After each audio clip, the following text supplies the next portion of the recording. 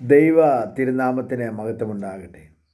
ഇന്നത്തെ ദൈവവചന ചിന്തയ്ക്കായി 115 സങ്കീർത്തനം 1 വാക്യം, ഞങ്ങൾക്കല്ല യഹോവേ, ഞങ്ങൾക്കല്ല, നിൻ്റെ ദയയും വിശ്വസ്തത നിമിത്തം നിൻ്റെ നാമത്തിന് തന്നെ മഹത്വം വരുത്തണമേ എന്ന് വായിക്കും.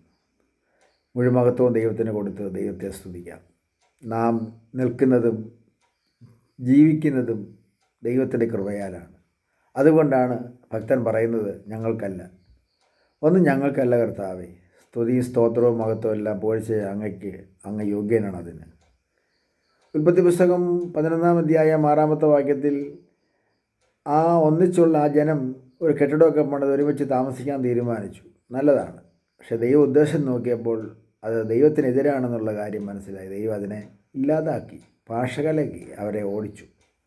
പുതിയ നിയമത്തിൽ വരുമ്പോൾ 16 അധ്യായം അപ്പോസ്തലപ്രവൃത്തിയുടെ പുസ്തകം 24-26 വാക്യത്തിൽ വായിക്കുമ്പോൾ അവരുടെ ഉദ്ദേശം നല്ലതായിരുന്നു. അതുകൊണ്ടാണ് അവർ കാരാഗ്രഹത്തിൻ്റെ അടിസ്ഥാനങ്ങളെ ഇളക്കി, വാതിലുകളെ തുറന്ന് ചങ്ങലകളെ അഴിച്ച് ദൈവപ്രവൃത്തിയോടെ വെളിപ്പെട്ടത്. അവർ ദൈവത്തെ പാടി സ്തുതിച്ചു. അർദ്ധരാത്രിയിൽ പഴിചാരാതെ, അന്യോന്യം കുറ്റപ്പെടുത്താതെ ദൈവസന്നദ്ധിയിൽ അവരെന്ത് ചെയ്തു? പാടി കർത്താവിനെ സ്തുതിച്ചു ആരാധിച്ചു. നമ്മുടെ ജീവിതത്തിലും പല പ്രശ്നങ്ങളുണ്ടാകാം.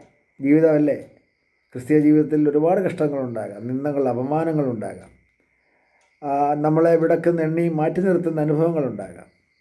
നമുക്കൊരുപാട് ചങ്ങലകൾ എന്ന പോലെ, കാലിൽ ആമം എന്ന പോലെ മറ്റു പ്രശ്നങ്ങൾ പലരിൽ നിന്നും, സ്വന്തം ബന്ധുക്കളിൽ നിന്ന്, രക്തബന്ധങ്ങളിൽ നിന്നൊക്കെ നമുക്ക് പ്രശ്നങ്ങളുണ്ടാകാം.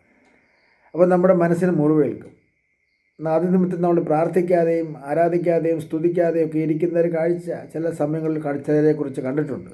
എന്നാൽ ദൈവത്തിൻ്റെ ജനത്തോട് എനിക്ക് പറയാനുള്ളത്, ഏതൊരു വിഷമഘട്ടത്തിലും ദൈവത്തെ പാടി സ്തുതിച്ച് ദൈവത്തെ മഹത്വപ്പെടുത്തിയാൽ സർവശക്തനായ ദൈവം നമ്മളെ സഹായിക്കും.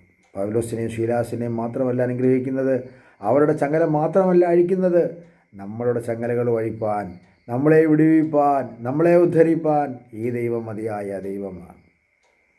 അങ്ങനെയെങ്കിൽ ഞങ്ങൾക്കല്ല യഹോവേ, ഞങ്ങൾക്കല്ല, അങ്ങയുടെ ദയയും വിശ്വസ്ത നിമിത്തം അങ്ങയുടെ നാമത്തിന് തന്നെ മഹത്വമാകണമേ എന്ന് നമുക്ക് ദൈവത്തോട് പ്രാർത്ഥിച്ച് കണ്ണുകളെ അടച്ച് ദൈവത്തെ സ്തുതിക്കാം. പരിശുദ്ധ പിതാവേ, തിരുവചനം ഞങ്ങൾക്ക് അനുഗ്രഹിച്ച് തന്നതിന് സ്തോത്രം. തിരുനാമത്തെ എല്ലാ നീതിയും മഹത്വപ്പെടുത്തണം. യേശു ക്രിസ്തുവിൻ നാമത്തിൽ തന്നെ. ആമേൻ.